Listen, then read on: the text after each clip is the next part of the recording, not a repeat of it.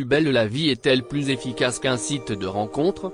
Si est ce que l'on pourrait croire en faisant le point sur tous les couples nés grâce à la célèbre série de France 3, qui tirera sa révérence le 18 novembre 2022.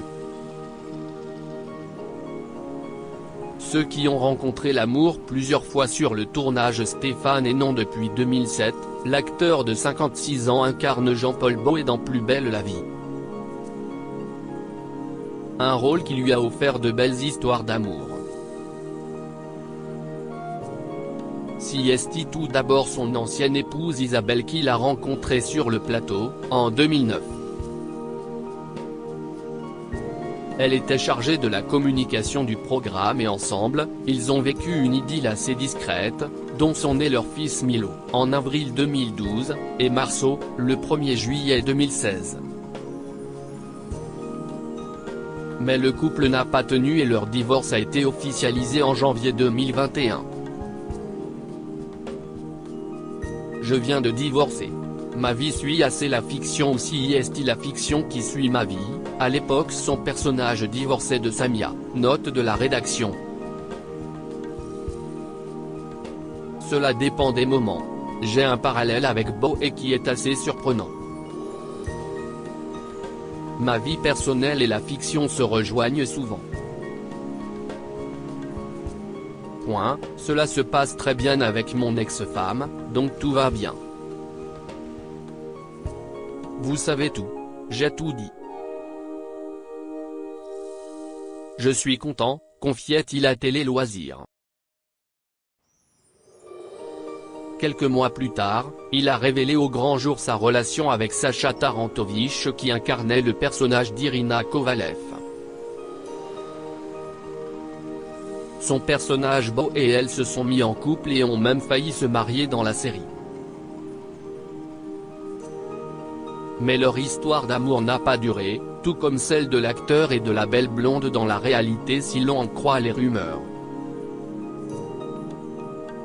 Cela fait un bon moment que tous deux ne se sont pas affichés ensemble sur les réseaux sociaux. En outre, ils ne sont plus abonnés l'un à l'autre. Marouane Béréni, celui qui prête ses traits à Abdelfedallah depuis 2009, a tout d'abord connu l'amour dans les bras de Colline Dinka, l'interprète de Sybille Cassagne.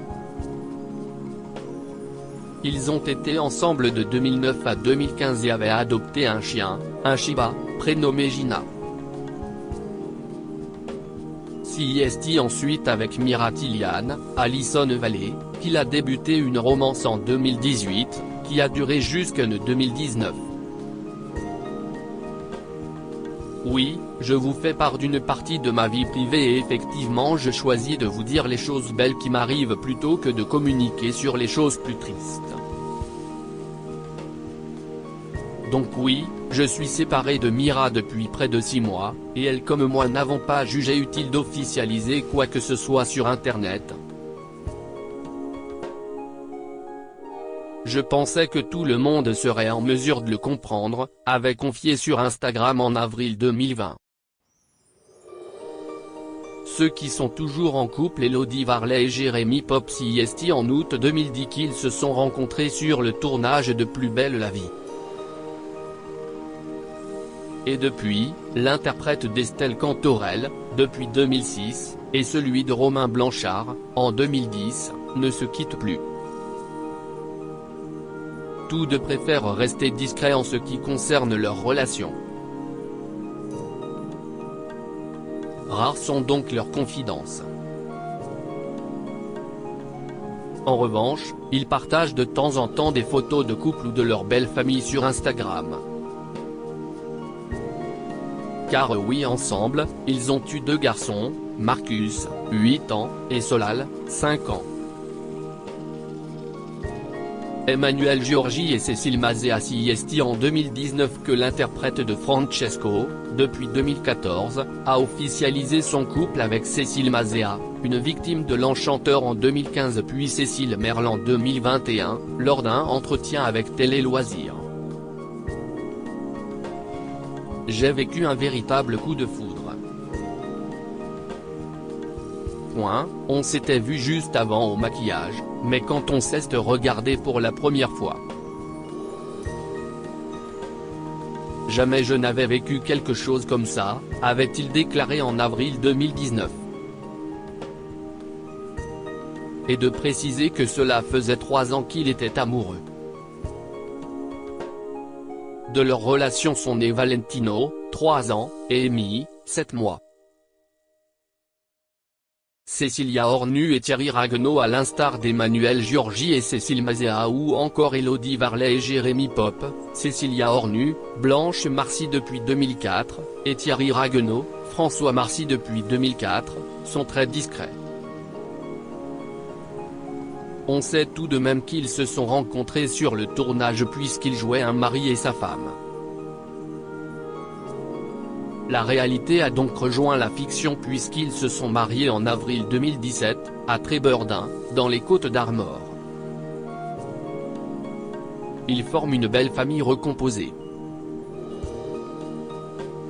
L'actrice est l'heureuse maman d'Emma et Léo, 24 et 28 ans, née de son ancienne union avec l'acteur-réalisateur Aziz Kabouche, et son mari d'une fille prénommée Luteis.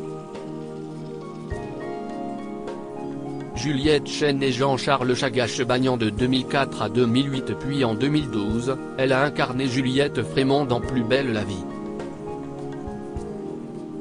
Un rôle qui lui a permis de rencontrer Jean-Charles Chagache-Bagnan, Franck Ruiz depuis 2007.